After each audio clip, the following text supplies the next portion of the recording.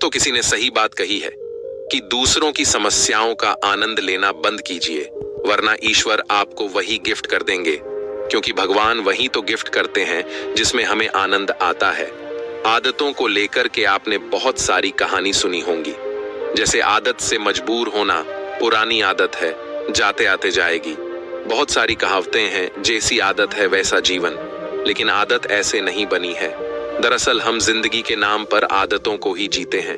बहुत सारी आदतों को एक जगह इकट्ठी कर ले तो जो बनती है वह है हमारी जिंदगी। नमस्कार दोस्तों, डेविड टच ब्लॉग में आप लोग का स्वागत है। दोस्तों, बहुत समय पहले की बात है। एक राजा था जो अपनी प्रजा और अपने परिवार का खूब ख्याल रखता था, लेकिन राजा को अपने आदमियों पर कुछ दिनों से संदेह था और उस राजा के 3 बहुत ही खास मंत्री भी थे जो उसका काम संभालते थे। लेकिन कुछ दिनों से राजा के उन 3 मंत्रियों में से कोई एक मंत्री ऐसा मंत्री था जो राजा के पैसों में गड़बड़ी कर रहा था, और वह मंत्री अपने काम को भी ठीक से नहीं कर रहा था। अब राजा काफी दुविधा में था। राजा को यह समझ नहीं आ रहा था कि उन तीनों मंत्रियों में से कौन सा मंत्री बेईमान है और कौन सा मंत्री ईमानदार है। ये पता लगाने के लिए एक दिन राजा ने उन तीनों मंत्रियों को अपने पास बुलाया और कहा, देखो मंत्री जी, हमारा जन्मदिन आ रहा है, इसलिए आप तीनों को एक घने जंगल में जाना होगा और आप तीनों को एक एक बैग दे दिया जाएगा। उन तीनों को एक एक बैग दे दिया और उनसे कहा कि तुम तीनों को अलग अलग घने जंगल में छोड़ दिया जाएगा। उस जंगल में तुम लोगों को फल के पेड़ को ढूंढना है और अच्छे अच्छे और ताजा फल से इस ठेले को पूरा भर कर लाना है, और तुम तीनों के पास सिर्फ आज शाम तक का ही समय है। राजा के कहे अनुसार वो तीनों मंत्री को जंगल में छोड़ आए। उसके बाद वो तीनों मंत्री जंगल में आ गए। उसके बाद पहला मंत्री बहुत ईमानदार और मेहनती था, तो उसने राजा के लिए बहुत सारे अलग अलग और अच्छे और ताजा फल से अपने ठेले को पूरा भर लिया। लेकिन उसे यह सब करने के लिए बहुत मेहनत करनी पड़ी।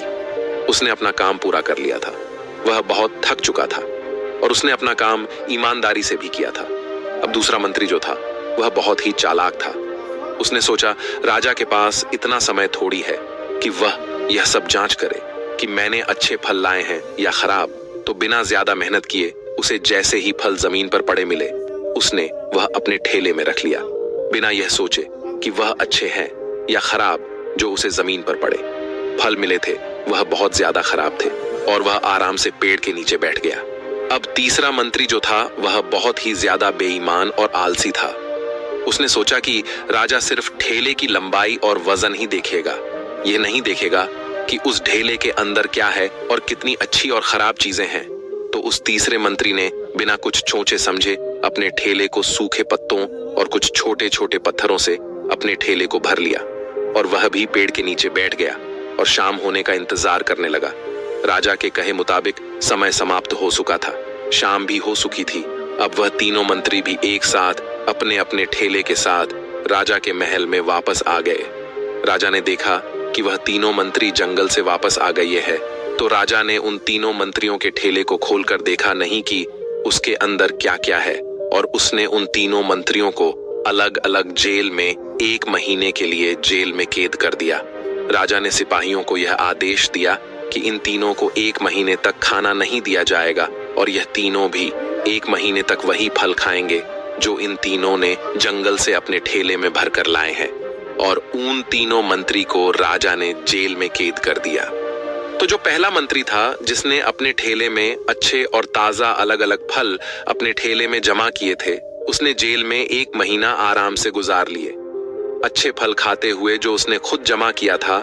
उसके बाद जो दूसरा मंत्री था जिसने बेकार और खराब फल अपने ठेले में रखे थे, उसे वही बेकार और खराब फल 1 महीने तक खाने पड़े और वह उस जेल में ज्यादा दिनों तक टिक नहीं पाया और बाद में वह खराब फल खाने की वजह से बीमार पड़ गया और उसकी तबीयत खराब हो गई। अब जो तीसरा मंत्री था जो बहुत ही बेईमान और आलसी था, जिसने अपने ठेले में सिर्फ सूखे पत्ते और कुछ छोटे छोटे पत्थर भरे थे, क्योंकि उसके ठेले में खाने के लिए कुछ सूखे पत्ते और कुछ छोटे छोटे पत्थर ही थे, तो वह 1 महीने के लिए क्या खाता। और तभी उसे अपने बेईमानी और आलस्य पर पछतावा होने लगा कि शायद मैंने उस दिन थोड़ी मेहनत करके इस ठेले में फल रख दिए होते तो आज मेरा ये हाल नहीं होता। और वह बिना कुछ खाए वह मंत्री जेल में 2 दिन के बाद ही जेल के अंदर ही भूख के कारण मर गया।